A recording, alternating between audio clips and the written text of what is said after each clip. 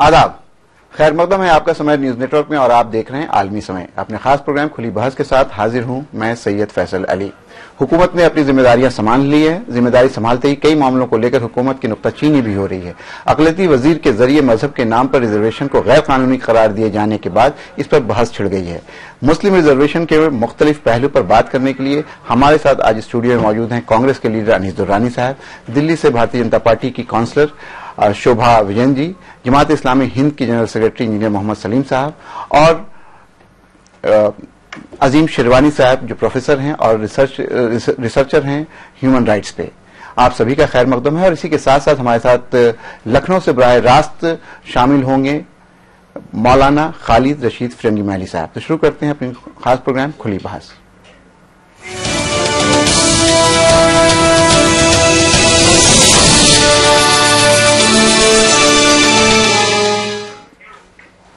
हिंदुस्तान में मुसलमानों की आबादी तकरीबन 15 करोड़ है, लेकिन ये तबका समाजी, सियासी और तालीमी एतबार से दूसरे तबकों के मुकाबले काफी पीछे है। ये हम नहीं कह रहे हैं बल्कि हुकूमत की जानिब से तश्कील दो कमेटियां कह रही हैं। तो क्या मौजूदा हालात में रिजर्वेशन फराहम कराना मुसलमानों की तरक्की का वाहिद हल है या और कोई दूसरा हल भी है? अगर नहीं तो अक़लियतों को मिनिस्ट्री में लाने के लिए क्या क्या इक़दाम किए जाने चाहिए? पेश है एक रिपोर्ट। हिंदुस्तानी दस्तूर ने न सिर्फ मजहबी और लिसानी अक़लियतों को तस्लीम किया है बल्कि आमतौर पर भी उनके हकूक को महफूज करने की कोशिश की है। उनके हकूक की हिफाजत के लिए 1978 में नेशनल माइनॉरिटीज कमीशन का क़याम अमल में आया, जो सूबाई सतह पर भी अपने काम को अंजाम देती आ रही है। लेकिन हकीकत में आम मुसलमानों को इससे कोई फायदा होता नजर नहीं आया।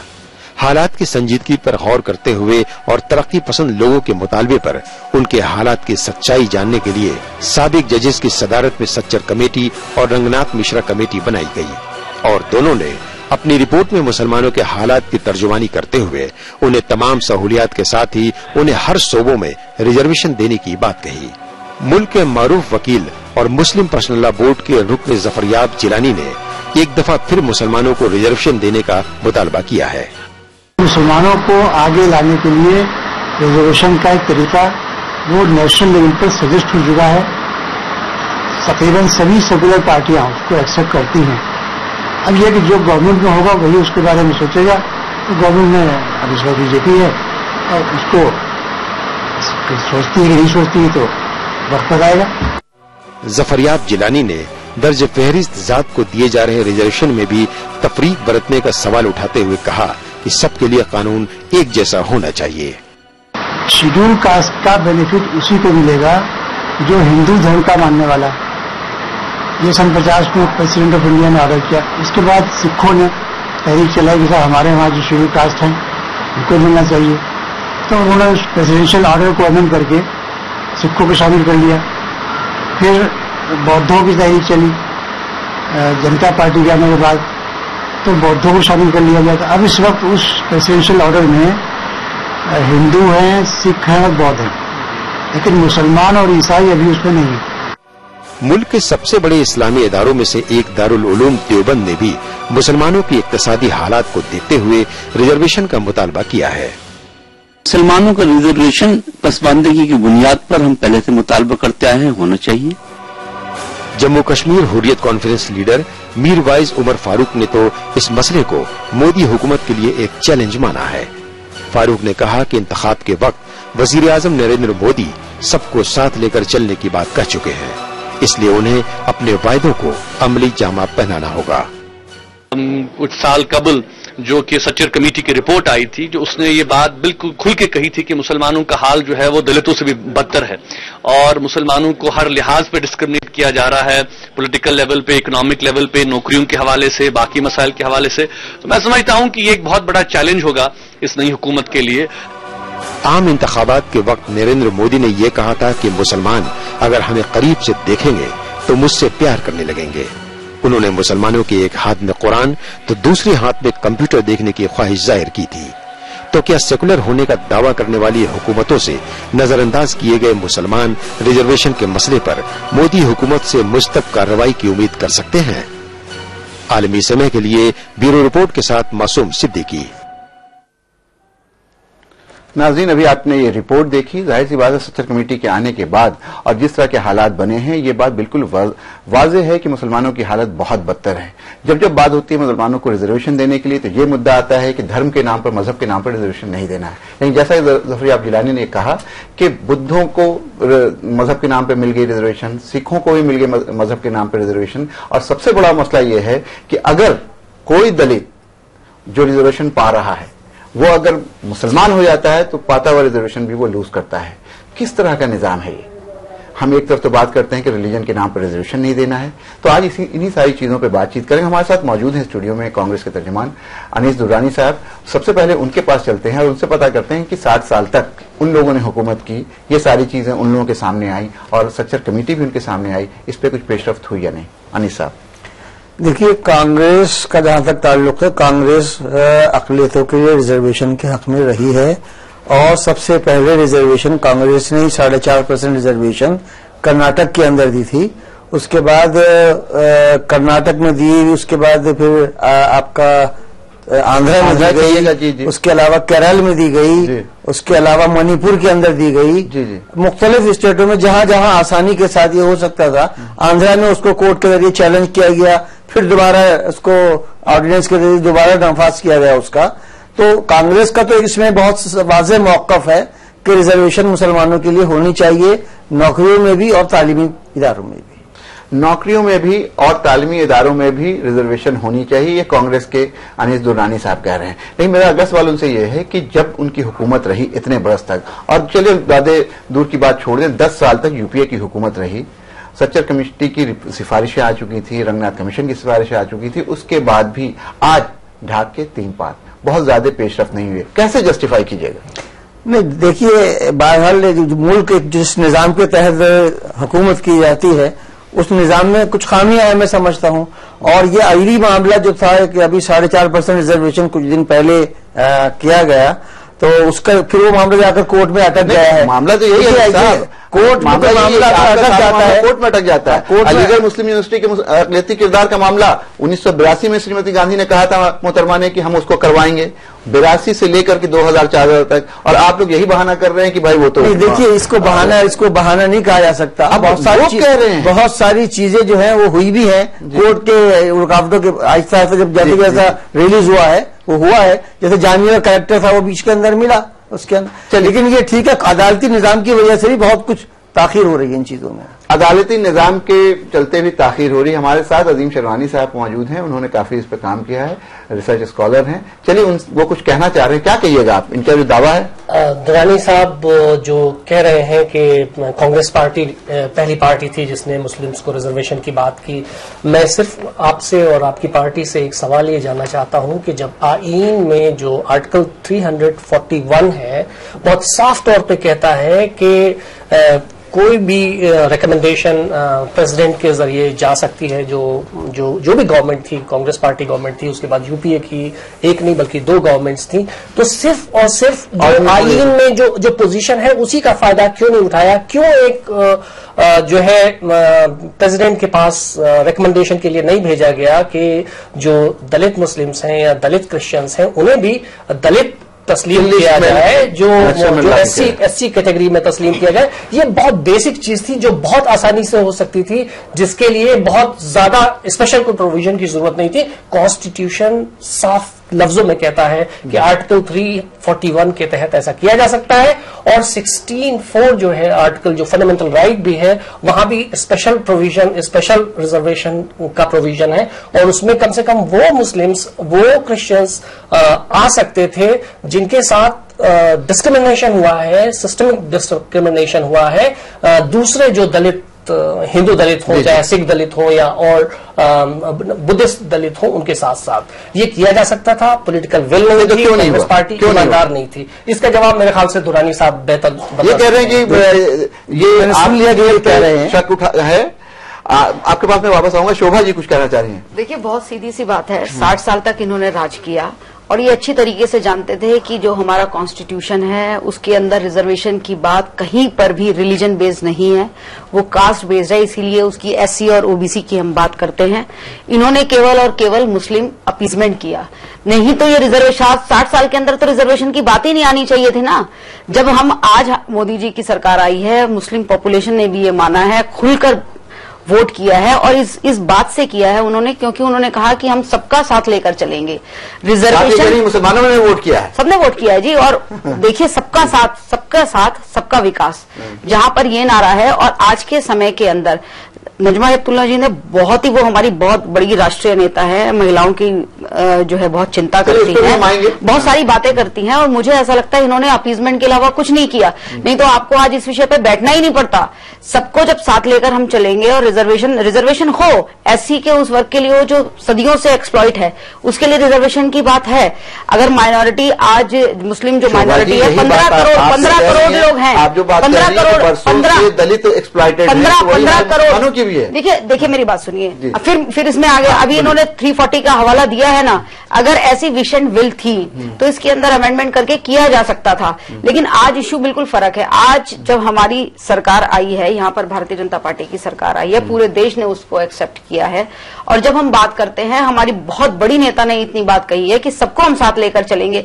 अगर रिजर्वेशन की बात भी है तो शिक्षा के क्षेत्र के अंदर आप बात कीजिए ना। अभी मैं आपको एक रिपोर्ट दिखाती हूं जिसके अंदर ये कहा गया कि जितने भी मदरसे हैं उसके अंदर हम 25% नहीं मानेंगे, उसको भी राइट ऑफ एजुकेशन के अंदर नहीं मानेंगे।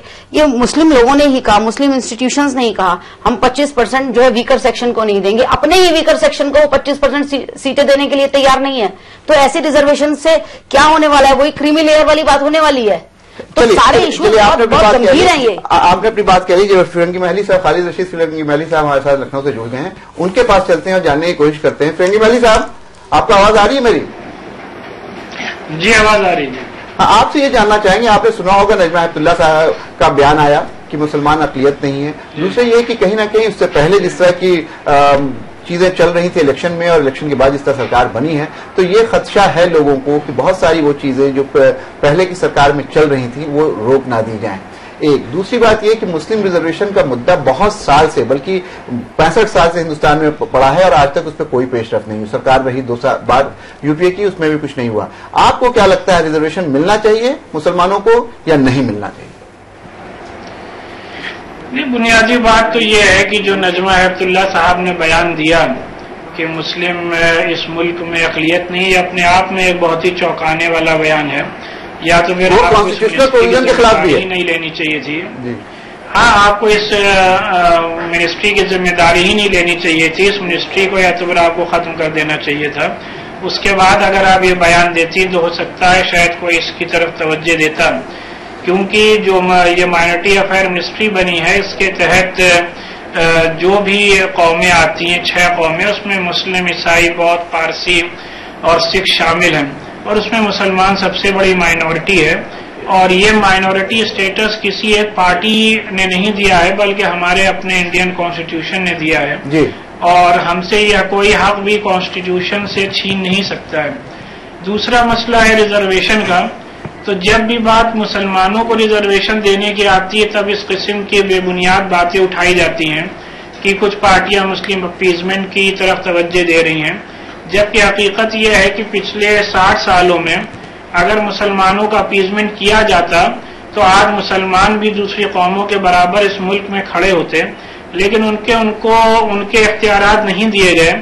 यही वजह है कि जस्टिस रंगनाथ मिश्रा कमीशन ने वाज़ेह तौर पर मुसलमानों को उनके तालीमी, एजुकेशनल और इकोनॉमिकल, सोशल, पॉलिटिकल बैकवर्डनेस की बुनियाद पर उनको रिजर्वेशन देने की रिकमेंडेशन दी है, सिर्फ मजहब की बुनियाद पे नहीं दी। वो कौमें जो कि इक्तिसादी और सोशली बैकवर्ड थीं, उनको इस मुल्क में रिजर्वेशन दिया गया और आज उन्होंने तरक्की की है। तो सवाल यह है कि जब 4 स्टेट्स में, कर्नाटका में, आंध्र प्रदेश में, केरला में रिजर्वेशन दिया जा सकता है, तो नेशनल लेवल पर रिजर्वेशन मुसलमानों को क्यों ना दिया जाए, ये एक बड़ी बहस का मुद्दा है। और हमारे जो अभी कांग्रेस के यहाँ साहब बैठे हैं, उन्होंने कहा कि यूपीए ने 4.5% रिजर्वेशन माइनॉरिटीज को ओबीसी कोटे में से दिया था, लेकिन उसमें ये फ्लॉ क्यों रखा गया कि उसको सुप्रीम कोर्ट में चैलेंज कर दिया गया और आज भी वो मसला के कोर्ट में चल रहा है। और आखिरी बात ये है कि आर्टिकल 341 का जो मसला है वो सबसे बड़ा एग्जाम्पल है इस मुल्क के सामने कि किस तरीके से मुसलमानों को सिर्फ इस वजह से कि वो मुसलमान हैं उनको रिजर्वेशन की सहूलियात से दूर रखा जा रहा है, जबकि दूसरी कौमों को सिर्फ और सिर्फ मजहब की बुनियाद पर आर्टिकल 341 के तहत रिजर्वेशन दिया गया है। चलिए, इन्होंने बहुत वजाहत के साथ खालिद रशीद फिरंगी महली साहब ने बताया कि दो चीजें बहुत वजाहत के साथ बताई कि जहां तक माइनॉरिटी का सवाल है तो मुस्लिम अकलियत हैं, ये आइन में है, ये हमारे दस्तूर में है कि मुसलमान अकलियत में है। दूसरी बात ये कि आर्टिकल 341 का हवाला देते हुए उन्होंने कहा कि बहुत ज्यादा हम लोगों के साथ उसको सामने रख करके भी अगर आप देखें तो कहीं ना कहीं डिस्क्रिमिनेशन हो रहा है और उसकी पूरे तौर पे प्रोविजन होने के बावजूद मुसलमानों को रिजर्वेशन नहीं मिल पा रहा है। मैं आपके पास वापस आऊंगा शोभा जी, हमारे साथ बैठे हैं जमात इस्लामी के जनरल सेक्रेटरी इंजीनियर सलीम साहब, उनसे जानने की कोशिश करते हैं कि इस पूरे मसले को वो अपनी जमात के हवाले से किस तरह से देखते हैं और उनका जाती मौक़िफ़ इस पर क्या है। देखिए, एक बात तो हम ये मानते हैं, सब पार्टियां कहती रही हैं कि मुल्क तभी मजबूत हो सकता है, तरक्की कर सकता है जब इस मुल्क में रहने वाले तमाम लोग तरक्की की राह पर हों। अगर एक मुल्क की बड़ी आबादी, एक बड़ा गिरोह अगर तरक्की से महरूम कर दिया जाए और तरक्की की दौड़ में पीछे कर दिया जाए तो इस मुल्क के मजबूत होने का ख्वाब नहीं देखा जा सकता। अभी हमारी बहन ने इनके प्राइम मिनिस्टर का वो जुमला दोहराया, सबका साथ सबका विकास। तो सबका साथ और सबका विकास कब हो सकता है? जब आप सबको बराबर की निगाह से देखें और जिनके साथ कह रहे हैं कि हम सबको बराबर की निगाह से देख रहे हैं, कह रहे हैं कि अपीजमेंट मत करिए ना, अपीजमेंट को अभी जो अभी आप पहले चक्कर में ही जो बेचारे मुसलमानों को काम हो नहीं पाता करके अभी आप कह रहे हैं इसके लिए जिम्मेदार कौन है? अपीजमेंट की बात क्यों आती है? हक है, हक दीजिए। नहीं, हक दीजिए ना। हक किसने रोका है? बताइए, फंडामेंटल राइट्स किसको नहीं मिले हैं? आप बताइए ना, मुसलमान को आप बताइए ना, किस मुसलमान को फंडामेंटल राइट्स किसका रोका है? एक व्यक्ति मुझे बताइए, एक बताइए मुझे फंडामेंटल मुसलमानों का उसका कुछ लोगों ने राजनीति करके जानबूझ कुछ लोगों ने राजनीति करके जानबूझ के इस कौम को रोकने की कोशिश की है, तो इसके लिए भारतीय जनता पार्टी देखिए ये सब राजनीतिक बहुत सारे ऐसे सियासी दल भी जिम्मेदार हैं। बेचारे ये इल्जाम हमेशा बीजेपी लगाती आई है, स्पष्टीकरण जो एक शब्द है इनकी डिक्शनरी है, तो मुसलमान को अगर सूरज की रोशनी मिलती है तो वो भी तुष्टीकरण है, मुसलमान को अगर हवा मिलती है तो वो भी तुष्टीकरण है। इनके लिए तो मुसलमान के साथ जो कुछ भी हो वो तुष्टीकरण है। सबके ऊपर एक साथ है। आप मुझे बताइए, मैं बिल्कुल आपके साथ फाइट करने को तैयार हूँ। अगर यहाँ पे वक्त हो गया ब्रेक का, लोग ये कह रहे हैं कि सूरज की रोशनी भी अगर मुसलमानों को मिलती है तो ये कहा जाता है कि इसमें भी अपीजमेंट है। ब्रेक के बाद वापस आएंगे, इसी पे तो बातचीत जारी रहेगी। देखते हैं ब्रेक।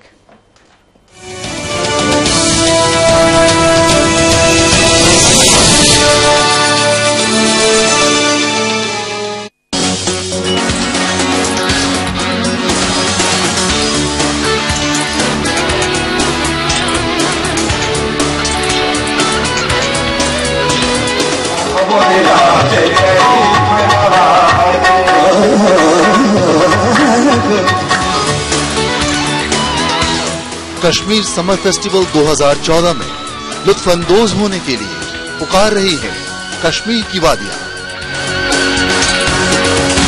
21 जून से 29 जून तक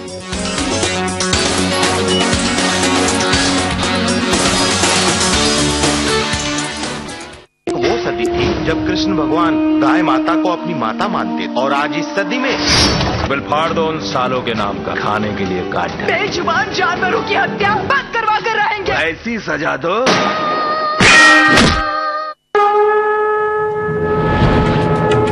हम समय शक्तिमान है, समय सम्मोहन है, समय सावधान है, समय परिवर्तन है, समय संजीवनी है, समय मनुष्य है, वर्तमान है, भविष्य है, मासूम ममता की मीठी सी झपकी है।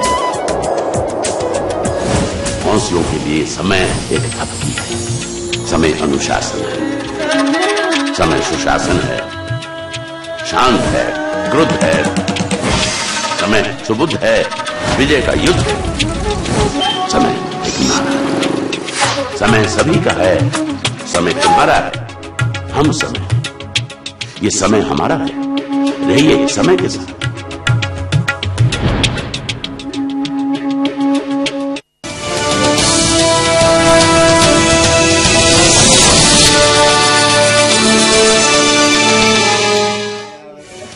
ब्रेक के बाद आपका एक बार फिर खैर मकदम है। ब्रेक में जाने से पहले हम बात कर रहे थे कि किस तरह से मुसलमानों की अपीजमेंट के नाम पर बहुत सारी चीजों से उनको नहीं मिल पाई, और कहीं ना कहीं हमेशा अगर कोई चीज भी मिलती है, जैसा अनीस दुर्रानी ने कहा कि अगर सूरज की रोशनी मुसलमान को मिलती है तो लोग ये कहते हैं कि ये इनको अपीजमेंट के लिए दी जा रही है।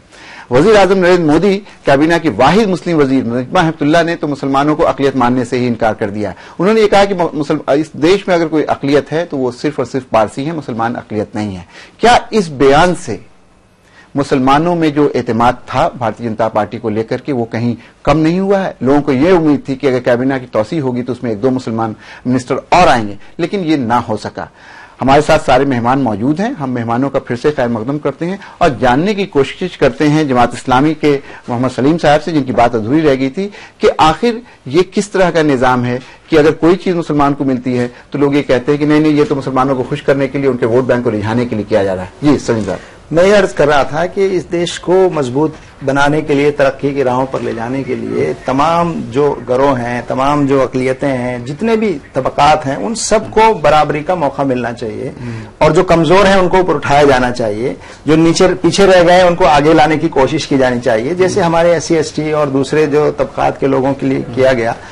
तो जो नारा इन्होंने लगाया है सबका साथ और सबका विकास, हम अब इस नारे को दुनिया देखेगी, परखेगी, हम भी देखेंगे। इनको मौका मिला है करने का कि ये कितना साथ है। तो आपको ये क्यों लगता है कि इनका नारा खोखला होगा? देखिए, लगता है एक बहुत बड़ी हिस्ट्री है, एक तारीख है इस पार्टी के पीछे, इसके पीछे एक आइडियोलॉजी है, इसके पीछे एक आइडियोलॉजिकल संगठन है और जो कुछ होता रहा है वो हमारे सामने है। और हम अपने कांग्रेस के भाइयों से भी कहेंगे इनको बहुत मौका मिला, लेकिन इन्होंने सिवाय बातों के, वादों नहीं, ये तो फिर कह रहे हैं मौका और दीजिए,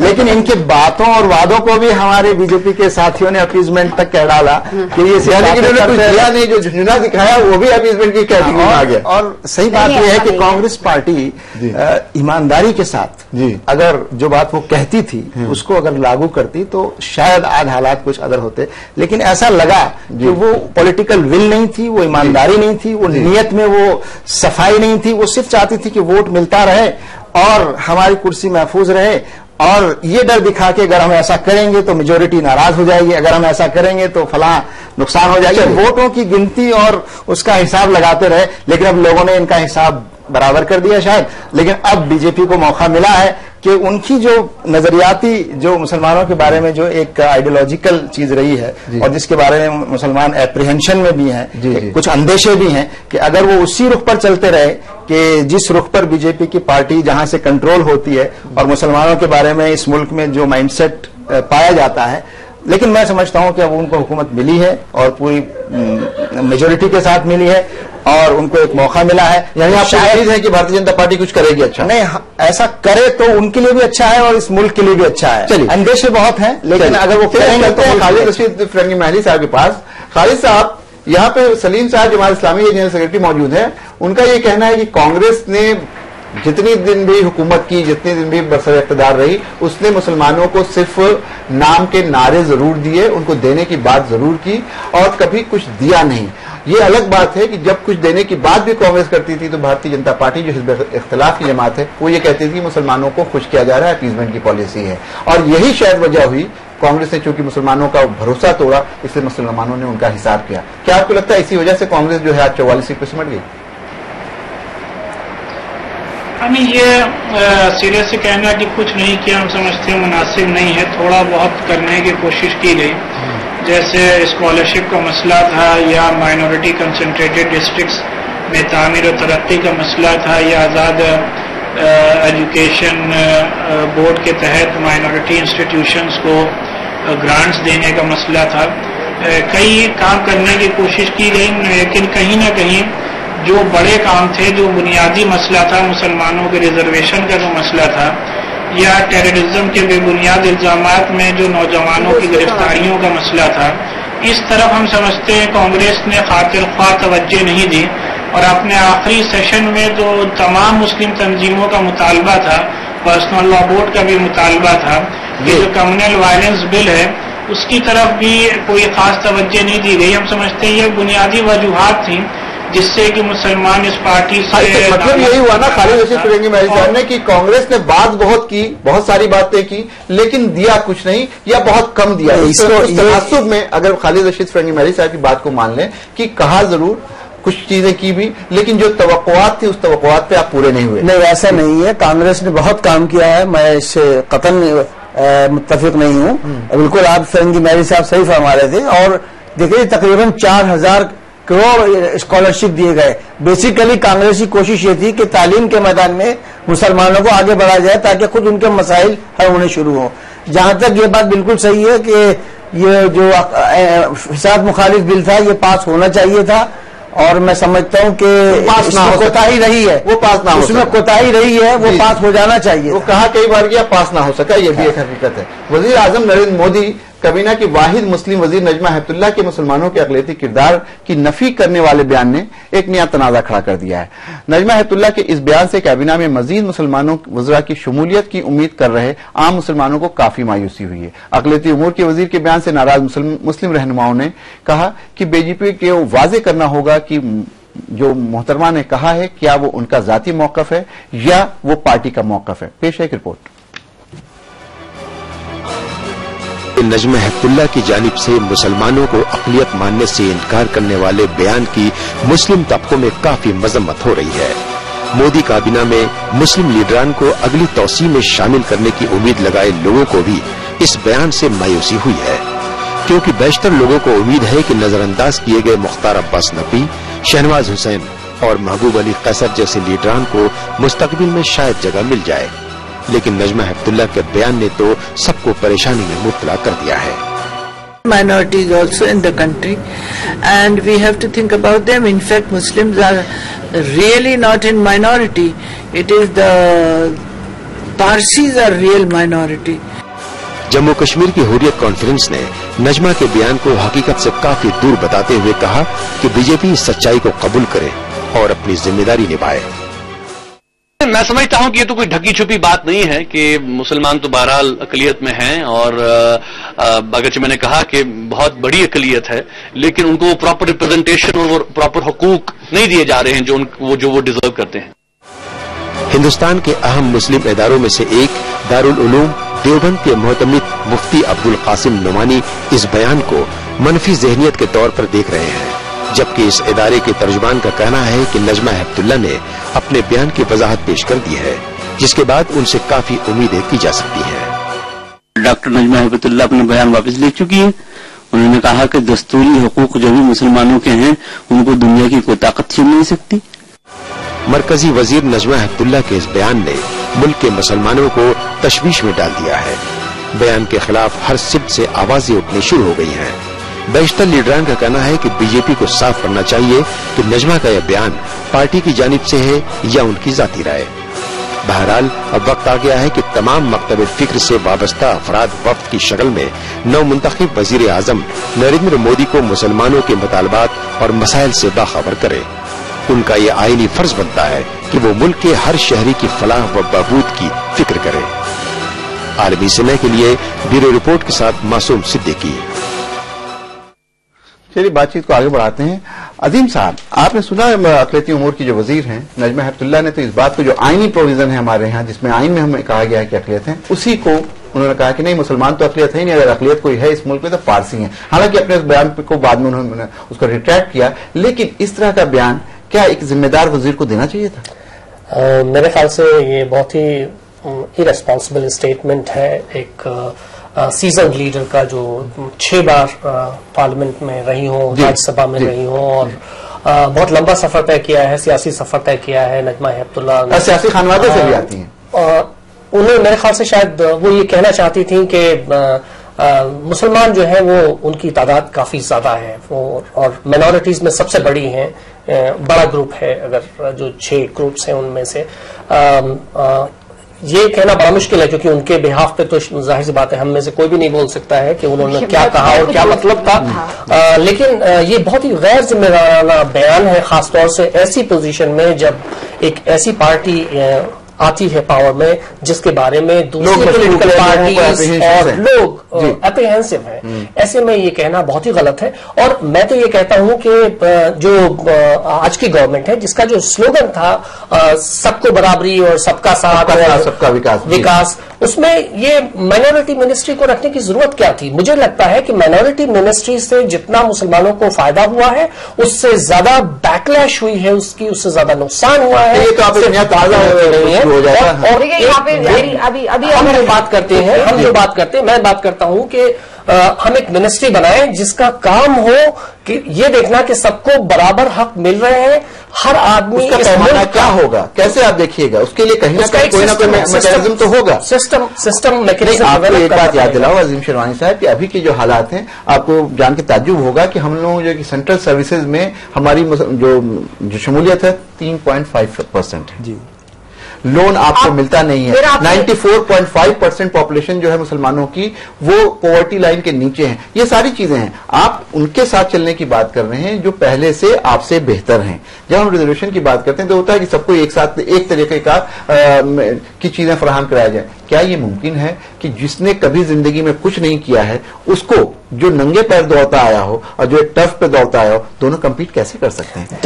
ये मुमकिन नहीं है। इक्वल अपॉर्चुनिटी जो मिनिस्ट्री होगी या कमीशन होगा, जो भी चीज होगी, जो इंस्टीट्यूशन होगा, ये वो इंश्योर करेगा कि किस तरह से इस मुल्क के हर शहरी को बराबरी का हक हो, इस मुल्क के तमाम रिसोर्सेज को बराबरी से। पहले तो एक लेवल पे लाए, लेवल प्लेइंग फील्ड तो पहले बने, पहले एक लेवल प्लेइंग फील्ड बनेगा। मैं वाजे कर दूं कि मैंने बिल्कुल भी रिजर्वेशन की मुखालफत मैं बिल्कुल भी नहीं करता हूं, और मेरे ख्याल से शायद तरीका होता है। लेकिन मैं बात कर रहा था वजीर जो है माइनॉरिटी अफेयर्स के वजीर अब्दुल्ला, उनके बयान के बारे में बात कर रहा था। मैं आज की हिंदुस्तान की हुकूमत के बारे में बात कर रहा था कि अगर वाकई सब सीरियस है और सब बराबरी का मौका सबको देना चाहते हैं, हम तैयार हैं। नहीं तो सच्चा कमेटी के बाद जो रिकमेंडेशंस हैं उसमें इक्वल अपॉर्चुनिटी कमीशन की बात है, वो प्रोविजन वहां पे है, लेकिन उस पर बहुत ज्यादा पेशरफ कांग्रेस की गवर्नमेंट में नहीं हुई। जी शोभा जी, देखिए सेंट्रल कमेटी की जो बात है उसने बहुत क्लियरली ये भी कहा है कि गुजरात के अंदर जिस प्रकार से विदाउट रिजर्वेशन भी जो मुसलमानों के हालात हैं वो बहुत बेहतर है। ये तो आपका दावा है, ब्राह्मण, ये आपका दावा है। मैं बताती हूँ आज के हालात में। देखिए आपके ऐसे कहने से नहीं ना, ये तो फैक्ट्स बताते हैं, मेरे पास ये डेटा के बताते हैं कि वहां पर जो मर्सिडीज कार हैं वो लेने वाले आज के समय के अंदर जितने मुसलमान हैं इतने वहां पे हिंदू नहीं है। आप बताइए ना, आप देखें ना, ये सही नहीं है। ह्यूमन डेवलपमेंट इंडेक्स पे आप देखें, और चलिए गुजरात 14वें नंबर पे। अभी आपने सेंट्रल गवर्नमेंट सर्विसेज की बात की कि 3% है। मुझे ये बताइए एजुकेशनल लेवल में कितना है? There should be a comparison between the two. अगर एजुकेशन लेवल पे वो इतना है और फिर सेंट्रल गवर्नमेंट सर्विसेज में नहीं है, तब तो हम बात मानते हैं।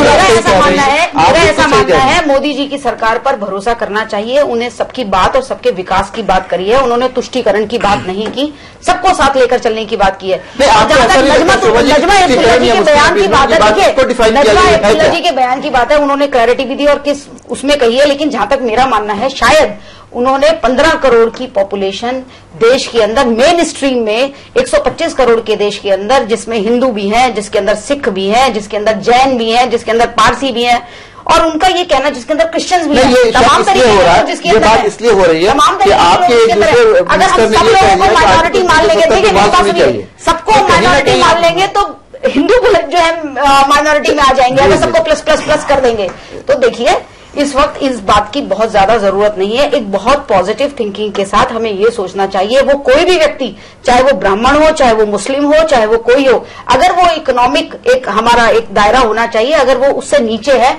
तो उसको अगर हम करना चाहते हैं रिजर्वेशन की बात, हालांकि मैं रिजर्वेशन के बहुत ज्यादा पक्ष में नहीं हूं, केवल शैक्षणिक जो संस्थाएं एजुकेशनल इंस्टीट्यूशन है उसके अंदर शिक्षा के अंदर उसको फैसिलिटीज मिलनी चाहिए, उसको प्राइमरी हेल्थ केयर में मिलनी चाहिए।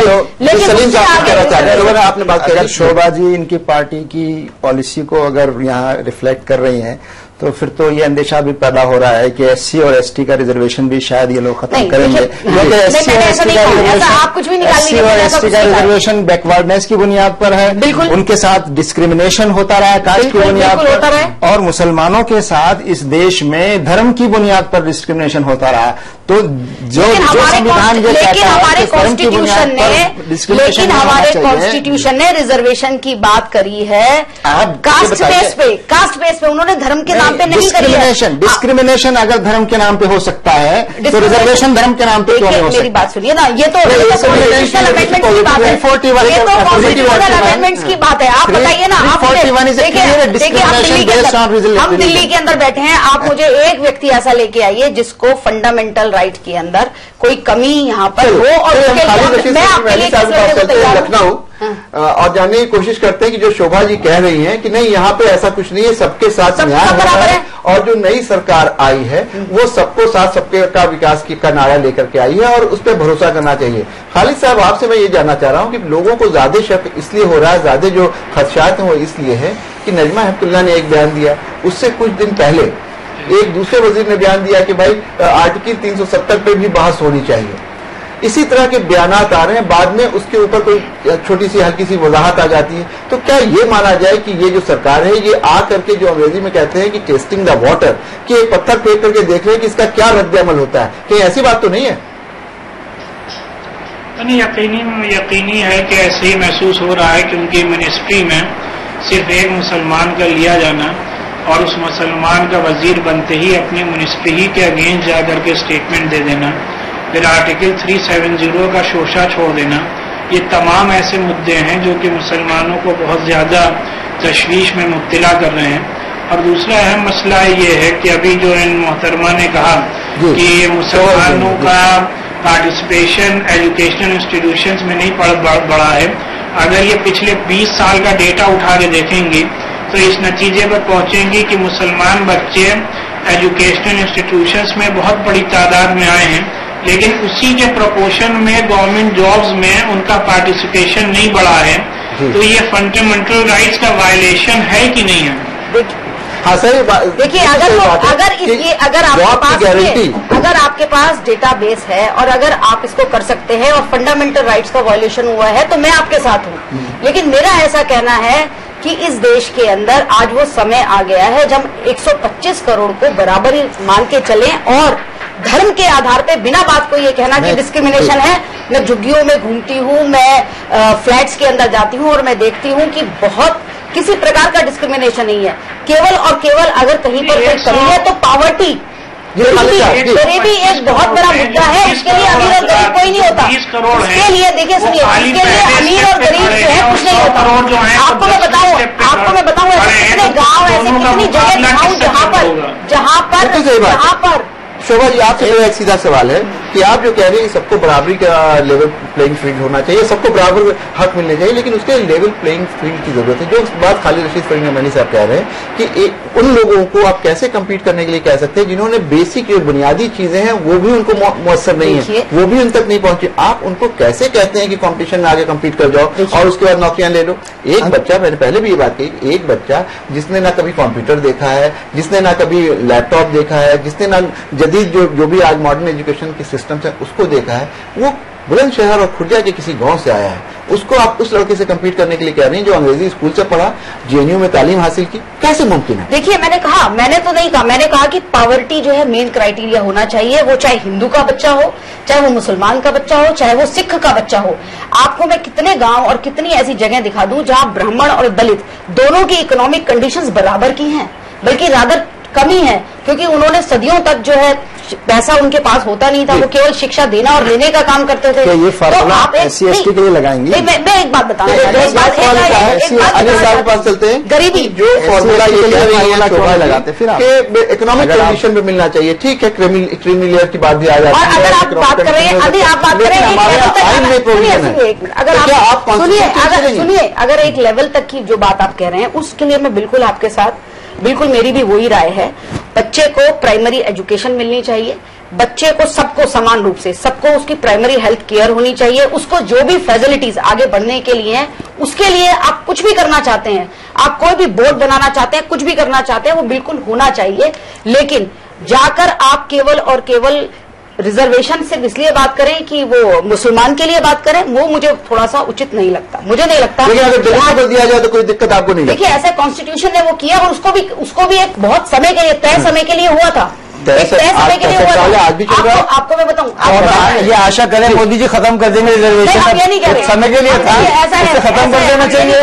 हम ये नहीं कह रहे। आप सबको, जब आप सबके विकास की बात करें तो सबको साथ लेकर चलना है ना, लेवल प्लेइंग फील्ड बन, आप सबको साथ लेकर चल रहा है ना, सारे लोगों को साथ लेकर चल रहा है। सवाल शोभा जी से ये है, सबको साथ में लेके चलने का सबसे अच्छा फॉर्मूला ये है कि सबके लिए रिजर्वेशन खत्म कर दीजिए, तो फिर मुसलमान भी रिजर्वेशन का मुतालबा नहीं करेगा, तब जाकर के लेवल प्लेइंग फील्ड हम आपको सबसे पहले आपको साथ खड़े हो सकते हैं। सबसे पहले आपका स्वागत करते हैं ना, आप आइए, आप कहिए, आप इस बात को लाइए। ये काम तो सरकार का है, हमें रिजर्वेशन मिली कहाँ है जो हम कहें? नहीं, आप कहिए ना, आप हमें रिजर्वेशन मिली कहाँ है जो हम कहें? 125 करोड़। ये बताइए शोभा जी, गुजरात के असेंबली इलेक्शन हुए जी, किसी एक मुसलमान को आपने टिकट नहीं दिया, क्या गुजरात में सबका साथ सबका विकास बता सकते हैं? आपने लोकसभा में 282 लोग आपके जीत कर आए, एक मुस्लिम कैंडिडेट आपकी पार्टी से जीत कर नहीं आया। Is it not a clear discrimination? आप नहीं, मैं नहीं मानती, बिल्कुल नहीं मानती। एक को दिया था बेचारे, एक ही मुसलमान को टिकट दिया। सुनिए,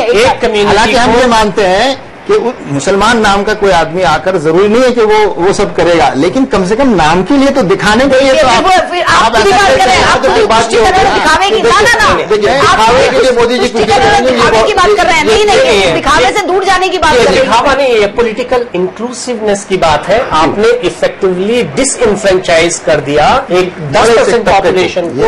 मेरी बात सुनिए ना, और आप बात कर रहे हैं कि वहाँ पे जो है वो मजलिस चला रहा है। जिस स्टेट की मैं बात कर रही हूँ, उस स्टेट के अंदर जिन कॉर्पोरेशन की सीटों पे, जिन स्टेट की सीटों पे और जिसमें लोकसभा के अंदर, वहां पर मुसलमानों ने बहुत बड़ी संख्या के अंदर वोट दिया है। प्लीज उन मुसलमानों के लिए, उन मुसलमानों के लिए आप ये बात करें, उनके मैंडेट को आप प्लीज उनकी हंसी मत उड़ाइए।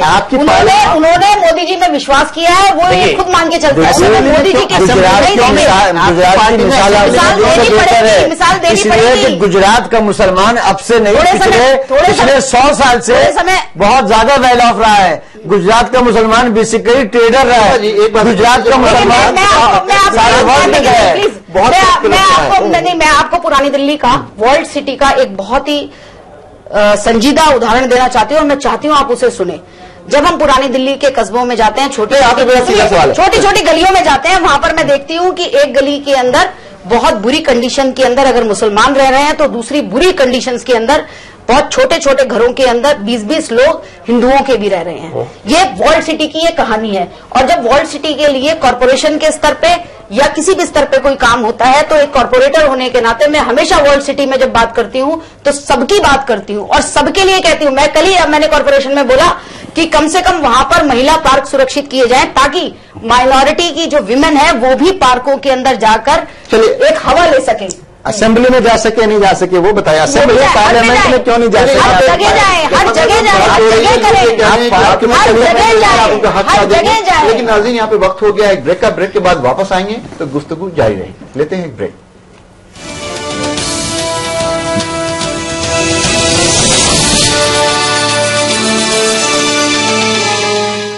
हर साल तो तुम मुझसे डोनेशन लेती थी, इस बार क्यों नहीं? वो आपने डांस क्लासेस बंद कर दी ना। अरे रिटायर हो गई तो क्या हुआ, रेगुलर इनकम तो अब भी आती है।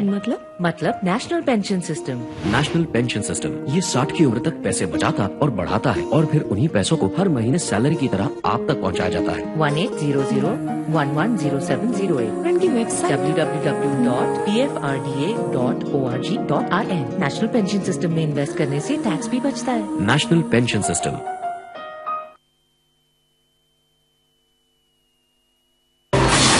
औरत के पास सबसे सुंदर यदि कोई चीज है तो वो उसका शरीर नहीं, उसका दिल है, उसका प्यार है, जो वो किसी भी बलात्कारी को नहीं देती।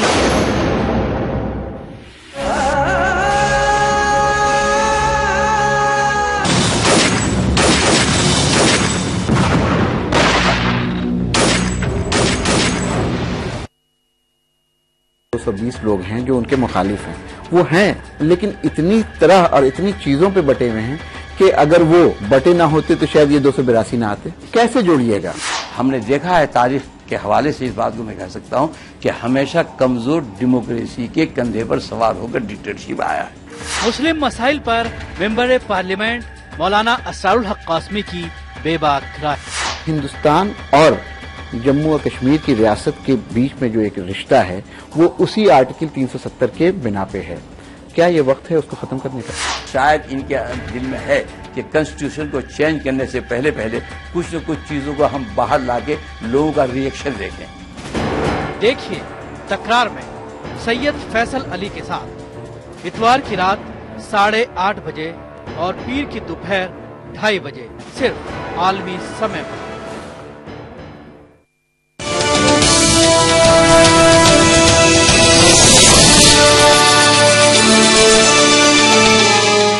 अभी यहाँ पे बातचीत हो रही है कि मुसलमानों को रिजर्वेशन मिलना चाहिए या नहीं मिलना चाहिए।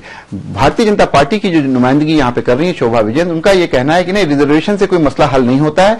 मसला अगर हल करना है, गरीबी हल करनी है, तालीम सबको देनी है, तो सारे लोगों को एक तरह के मौके फराहम कराया जाए। लेकिन दूसरी तरफ दूसरे लोगों का यह कहना है कि जिस पार्टी ने अभी तक अपने इलेक्शंस की अगर हिस्ट्री देखे तो 1-2 लोगों से ज्यादा कभी टिकट नहीं दिया, वो पूरे मुसलमानों को क्या मौका देंगे और किस तरह की सहूलत फराहम करेंगे। अनीस साहब कुछ कहना चाह रहे थे। अनीस साहब। नहीं, मैं तो ये कह रहा था कि ये नहीं, मुसलमानों की बात तो छोड़िए, अभी मंडल कमीशन से पहले खुद जो इसी धर्म के मानने वाले हिंदू, उनको अधिकार नहीं मिल रहे थे प्रॉपर। मंडलाइजेशन के बाद ही ये बैकवर्ड और दूसरी फिर उनको सेक्शंस को इंसाफ मिलना शुरू हुआ है।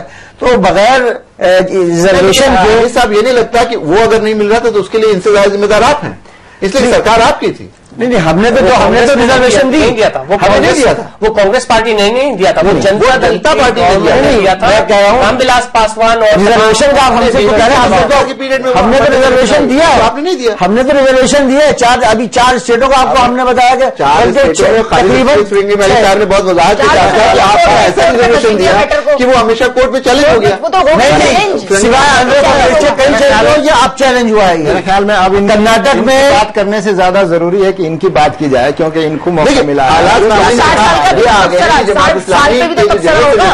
वो ये कह रहे हैं कि बातचीत कांग्रेस की करना भी अब शायद फजूल है, इनको अब छोड़ दीजिए। अभी बातचीत हो रही थी ब्रेक में कि शायद इनको अभी आराम की जरूरत है, और लगता यह है कि कम से कम लंबा आराम 10 साल का आराम तो इनको मिल ही गया है। चलिए बात करते हैं जो इस्लामी के जो जनरल सेक्रेटरी हैं सलीम साहब, वो कुछ कहना चाह रहे थे। जी सलीम साहब। देखिए, मैं ये अर्ज कर रहा था कि कांग्रेस पार्टी नहीं, इनका जो दावा है कि सबको मिल रहा है और सबको मिलना चाहिए, हाँ बिल्कुल, क्या ये मुनासिब है? क्या ये पॉसिबल है हिंदुस्तान के आइन के तहत क्या कि रिजर्वेशन को आप इकोनॉमिक बेस्ड? देखिए हिंदुस्तान का जो सोशल स्ट्रक्चर है और यहाँ जिस तरह की चीजें आम बात की सोशल स्ट्रक्चर जी वो पाई जाती हैं, उसमें ये मुमकिन नहीं है। आप लोगों को दौड़ने के लिए कह रहे हैं, लेकिन आप पहले अगर एक बगैर पैर वाले को और पैर वाले को दौड़ने के लिए कह रहे हैं, आप एक अपाहिज को, आप डिस्पैरिटी तो देखिए कितनी ज्यादा डिस्पैरिटी। आप पहले दौड़ने वाले को या तो बराबर लाइए, पहले उनको एक लेवल पर लाइए और फिर बात कीजिए। जिस तरह आपने जरूरत होती है अफर्मेटिव एक्शन, इसीलिए दलितों का रिजर्वेशन दिया गया था आइन के अंदर, कह रहे हैं इसीलिए दे रहे थे, क्योंकि लेकिन वही हालत तो मोहतरम मुसलमानों की भी है, उनको तो दिया गया, मुसलमानों के रिजर्वेशन कह रहे हैं। देखिए, और क्लियर कट अब आप मांग रहे हैं, अब हमने तो दिया है, हम तो बार बार कह रहे हैं हमने रिजर्वेशन दिया। पॉलिटिकल पार्टीज का जो माइंडसेट है खासतौर से मुस्लिम्स के बारे में, उससे साफ जाहिर होता है 341 जो है वो क्लियर चैलेंज है हमारे सामने कि एक ही बुनियाद पर जो है सिख को रिजर्वेशन मिलेगा, बुद्ध को मिलेगा, लेकिन ईसाई को और मुसलमान को नहीं मिलेगा। या अगर उसने किसी सिख ने ईसाई धर्म को बोल कर लिया तो वो रिजर्वेशन नहीं पाएगा। तो ये क्लियर कट रिलीजन के बेसिस पे जो डिस्क्रिमिनेशन हमारे यहाँ पाया जाता है, और जिसको तो क्या हम उम्मीद करते हैं कि और एक चीज और है, कॉन्स्टिट्यूशन में जो है जो प्रोविजन है रिजर्वेशन का, जी माफ कीजिएगा, जी वो जो है वो इकोनॉमिक बेसिस नहीं है, वो सोशल और एजुकेशनल बैकवर्डनेस। चलिए, खालिद रशीद मेहदी साहब हमारे साथ मौजूद हैं, उनसे जानने की कोशिश करते हैं। यहाँ पे अजीम शिरवानी साहब ने ये कहा कि जो बुनियाद है कॉन्स्टिट्यूशन में वो सोशल और एजुकेशनल बैकवर्डनेस है, जिसके तहत रिजर्वेशन देने की बात आइन में कही गई है, कॉन्स्टिट्यूशन में कही गई है। अगर फिर उसी बात पे वापस आए तो ये भी आदाद-ओ-शुमार के हवाले से बिल्कुल वाजे है, आपके पास फिगर्स हैं, डाटा है कि सोशल और एजुकेशनल बैकवर्डनेस मुसलमानों में दलितों से ज्यादा है। लेकिन रिजर्वेशन आज तक नहीं मिल पाया। कांग्रेस ने इतनी दिन हुकूमत की नहीं दिया। अब जो नई हुकूमत आई है, आप एक बड़े इदारे से जुड़े हुए हैं, आपको किस तरह की तवक्कुआत है और आप क्या सलाह देना चाहेंगे? आपको क्या लगता है क्या करना चाहिए भारतीय जनता पार्टी को कि कम से कम वो नुकसान जो कांग्रेस की दौरे हुकूमत में मुसलमानों का हुआ, उसका कुछ तो कुछ हम लोगों को कुछ तो लोगों को मिले, ताकि ये लगे कि ये नई पार्टी आई है जो कह रही है कि सबका साथ और सबका विकास, वो सपना, वो ख्वाब पूरा हो सके। अगर बीजेपी स्ट्रक्चर कमेटी की बातों को मानने के लिए तैयार नहीं है तो ना माने, लेकिन जस्टिस रंगनाथ मिश्रा कमीशन के जो रिकमेंडेशंस हैं अगर उसी को लागू कर दें, और जाहिर सी बात है एक सुप्रीम कोर्ट के जज ने ये रिकमेंडेशंस दिए थे तो वो अगेंस्ट इंडियन कॉन्स्टिट्यूशन नहीं हो सकते। लिहाजा अगर उनको मौजूदा गवर्नमेंट नाफिज करते तो हम समझते हैं कि इस मुल्क में मुसलमान भी दूसरी कौमों की तरह तामीर और तरक्की की राह पर आगे चल सकता है, और विदाउट एनी रिजर्वेशन आप चाहें कि मुसलमान तामीर और तरक्की की राह पर आगे निकल जाए, और जिसके लिए बार बार ये कहा जाता है कि मुसलमानों को मेन स्ट्रीम पे लाया जाए, तो हम ये समझते हैं कि विदाउट रिजर्वेशन ये पॉसिबल नहीं है। आपको ये लगता है खालिद रशीद साहब कि विदाउट रिजर्वेशन मुसलमान जो है, जो राष्ट्रीय मुख्य धारा जिसको कहते हैं नेशनल मेन स्ट्रीम, इसमें नहीं आ सकते हैं? आप शोभा जी सबकी बात आप सुन रही हैं, आपने अजीम की बात सुनी है, सलीम साहब भी ये कह रहे हैं, अनीस दुरानी साहब ने भी, जिनके ऊपर कुछ जिम्मेदारी भी है इस बात की मुसलमानों के पिछड़ापन की, वो भी ये कह रहे हैं कि जो हालात अभी मौजूदा हैं उसमें जब तक आप उनको दौड़ने लायक नहीं बनाइएगा वो दौड़ में शामिल नहीं हो सकते हैं। आपको क्या परहेज है? आप लोग खुद ये बात मान रहे हैं, आपके वज़ीर आज़म मोदी जी ने भी इस बात को माना है कि मुसलमानों में बैकवर्डनेस है, सोशल बैकवर्डनेस है, इकोनॉमिक बैकवर्डनेस है, एजुकेशनल बैकवर्डनेस है। उन्होंने अपने भाषणों में भी कहा है और इंटरव्यूज में भी कहा है। जब ये बात वाज़ेह है, जब ये बात साबित है, तो उसको खत्म करने के लिए जो एक्शन हो सकते हैं, चलिए रिजर्वेशन के नाम से आपको हो सकता है, भारतीय जनता पार्टी बहुत दिन अपोजिशन में रही है तो इस नाम से उसको चिढ़ है, कोई और नाम कर लीजिए, अफर्मेटिव एक्शन कर लीजिए, लेकिन उसको इस लायक तो बनने दीजिए। देखिए, मेरा ऐसा कहना है, मैंने तो बिल्कुल कहा कि इस वक्त अगर ऐसा लगता है कि मुसलमान किसी भी वजह से पिछड़ा हुआ है, उसको साथ लेकर चलना है और उसको साथ लेकर चलेंगे, उसमें कहीं भी दो राय नहीं है। लेकिन जहां तक प्रश्न ये आता है कि रिलीजन के नाम पे, माइनॉरिटी रिलीजन के नाम पे उनको रिजर्वेशन दिया जाए, मुझे वो ठीक नहीं लगता। क्योंकि तो रिलीजन के नाम पे आप क्यों दे रहे हैं बौद्ध को? आप क्यों दे रहे हैं? एजुकेशनल सुनिए, जो हमारा कॉन्स्टिट्यूशन के अंदर जिसके लिए बात आगे बढ़ाने की गई, उसमें जैसे बताया सोशली और एजुकेशनल, सोशली और एजुकेशनल ये और इकोनॉमिक, ये सब विशेष सर्कल के एक ही पार्ट हैं। आप अगर इसको मैंने अगर इसमें इकोनॉमिक कह दिया तो इसका मतलब मेरा ये नहीं है। देखिए, ये सारे घूमती हैं, आप सारे इलाकों में जाती हैं, ओल्ड दिल्ली की बात आपने की, ये तीन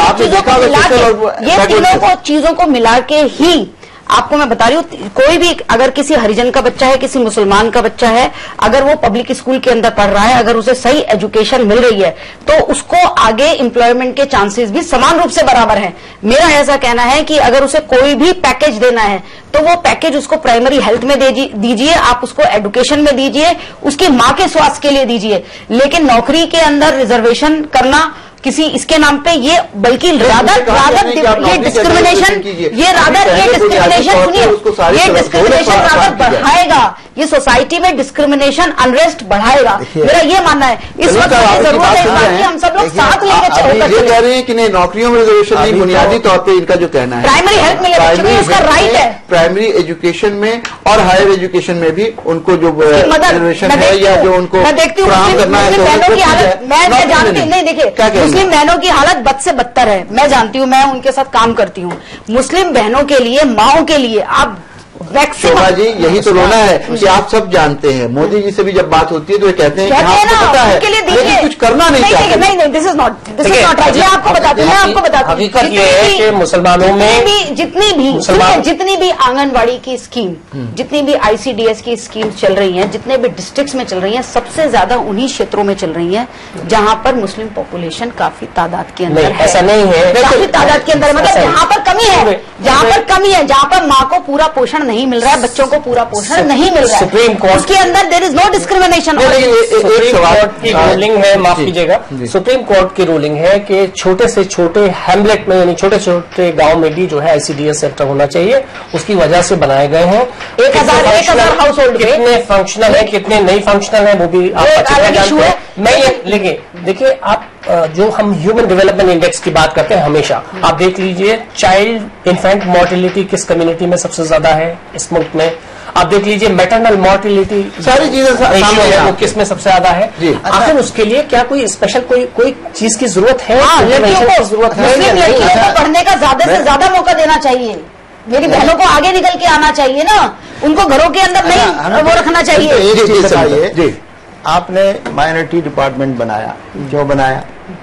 आपने नजमा हेपतुल्ला जी को उनका मिनिस्टर बनाया। नहीं, ये सवाल मैं कह रहा हूं कि आपने किस बुनियाद पर, यानी एक मुसलमान को मिनिस्टर होना चाहिए, यही आपके जहन में आया होगा ना कि कोई मुसलमान नहीं है मिनिस्ट्री में, इसलिए किसी एक मुसलमान नाम के शख्स को लाना चाहिए। जब आप ये कह रहे हैं कि मुसलमान पिछड़ा हुआ है तो मुसलमान को रिजर्वेशन देकर उसको आगे लाइए, इसमें रिलीजन कहाँ पीछे? आपने एक कोटा यही है उसको, उसका एक कोटा जो है रिजर्वेशन किया है आपने कि भाई एक भी नहीं है, किसी एक को लाइए या ऐसा लाइए जो हमारी बात कह सके या हमारे सुर में सुर मिला सके। ऐसी बात नहीं है, ऐसी बात नहीं है। हमारी एक राष्ट्रीय नेता है, बहुत लर्नेड लेडी है, महिलाओं के लिए काम करने वाली है, मिनिस्टर बना देते, women and child development minister हमारे लिए बहुत काम करने वाली है, हमारे लिए बहुत काम करने वाली। एक बहुत ताज्जुब की बात है शोभा जी कि जब भी अक़लियती उमूर की वजारत बनती है या माइनॉरिटी अफेयर्स की जो मिनिस्टर बनते हैं तो कोई ना कोई मुसलमान होता है, कभी मुसलमान को कोई अच्छी वजारत भी देखिए अभी आप बता रहे हैं हम आपको हम कर देते हैं, अगर वहां पे किसी नॉन मुस्लिम को कर देते तो यहाँ पर यही डिबेट हो रही होती है। माइनॉरिटी कमीशन बनाया, माइनॉरिटी मिनिस्ट्री बनाया, मुसलमानों के लिए हम नहीं कहेंगे आप अपीसमेंट कर रहे हैं, हम कभी आप पर ये नहीं कहेंगे आप तुष्टीकरण कर रहे हैं, उन्होंने तो सही है, हम हमें कह देते ना अगर हम ये का नतीजा है कि we are at the lowest level, हम जो है दलित सही बात दलितों के नीचे हम आ गए हैं। अगर यही तुष्टीकरण का नतीजा है तो मेरे तो समझ में नहीं आता किस तरह का तुष्टीकरण। खालिद साहब, यहाँ पे लोग कह रहे हैं कि नहीं तुष्टीकरण की बात बार बार आती है, पूरे हिंदुस्तान की सियासत में ये जो लफ्ज है अपीजमेंट, मुसलमानों को खुश करने की जो सियासत है उसकी बार बार बात आती है। मैं ये आपसे जानना चाह रहा हूँ कि ये जो खुश करने की बातचीत हमेशा करती है हिज़्ब इख्तिलाफ में जब रही भारतीय जनता पार्टी, लेकिन रिजल्ट ये है कि आज भी मुसलमानों के पास कुछ नहीं है। जैसा शोभा जी कह रही है कि नहीं इकोनॉमिक इस पर दिया जाए रिजर्वेशन, सोशल बैकवर्डनेस पे दिया जाए, तो इसका मतलब तो ये है कि फिर ये वजारत ही नहीं होनी चाहिए थी। तो क्या नजमा हेपतुल्ला ने जो ये बात कही है कि अक़लियत नहीं है मुसलमान, वो उसी तरफ इशारा कर रहा है क्या? नहीं, यकीनी तौर पर एक तो ये बयान ही अजीब व गरीब था, दूसरा ये सिर्फ कहना कि इकोनॉमिकल बेसिस पर रिजर्वेशन दिया जाए या एजुकेशनल लेवल पे दिया जाए, तो ये जितने भी लेवल्स हैं किसी भी लेवल को आप उठा के देख लीजिएगा तो उसमें अगर सबसे ज्यादा हकदार कोई है रिजर्वेशन का तो वो सिर्फ और सिर्फ मुसलमान है। आप जितनी भी रिपोर्टें, चाहे भोपाल कमीशन रिपोर्ट हो, सच्चर कमेटी हो, रंगनाथ मिश्रा कमीशन हो, कोई भी रिपोर्ट उठा के देख लीजिए या रिपोर्ट ना भी उठाइए, आप खुद जो मोहतरमा तशरीफ फरमा है किसी भी शहर में मुस्लिम इलाके में जाकर के सिर्फ 10 मुस्लिम घरानों का सर्वे कर लें, वो खुद इस नतीजे पर पहुंच जाएंगे कि हिंदुस्तान में अगर किसी भी कौम को रिजर्वेशन की जरूरत है तो वो सिर्फ और सिर्फ इस वक्त मुसलमानों को रिजर्वेशन की जरूरत है। चलिए नाज़रीन, आपने गर्मा गर्म बहस की सबसे अच्छी बात यह रही कि इस पे जो भारतीय जनता पार्टी की जो नुमाइंदगी कर रही है शोभा विजयन जी, उन्होंने भी इस बात का एतराज किया कि मुसलमानों की हालत वाकई बहुत पसमंदा है, बहुत ज्यादा बुरे हाल में है मुसलमान। लेकिन उनका एतराज इस बात पे है कि मुसलमानों को रिजर्वेशन के नाम पे कुछ नहीं मिलना चाहिए। हालांकि जो दूसरे मेहमान है कांग्रेस के या जमात इस्लामी के या खालिद रशीद फरंगी महली साहब और प्रोफेसर अजीम शिरवानी साहब, इन लोगों का ये कहना है कि अभी हालात वैसे नहीं है कि सबको साथ लेने का जो नारा है एक बार शुरू किया जा सके, हालात पहले ऐसे बनाए जाए कि लेवल प्लेइंग फील्ड हो और उसके बाद फिर आप रिजर्वेशन खत्म करने की बात कर सकते हैं। हम तमाम मेहमान का शुक्रिया अदा करेंगे। खुली बहस में फिलहाल इतना ही। आप आलमी समय को इंटरनेट पर भी देख सकते हैं, लॉग ऑन करें www.samaylive.com। फिलहाल हमें इजाजत दीजिए, आप देखते रहिए आलमी समय।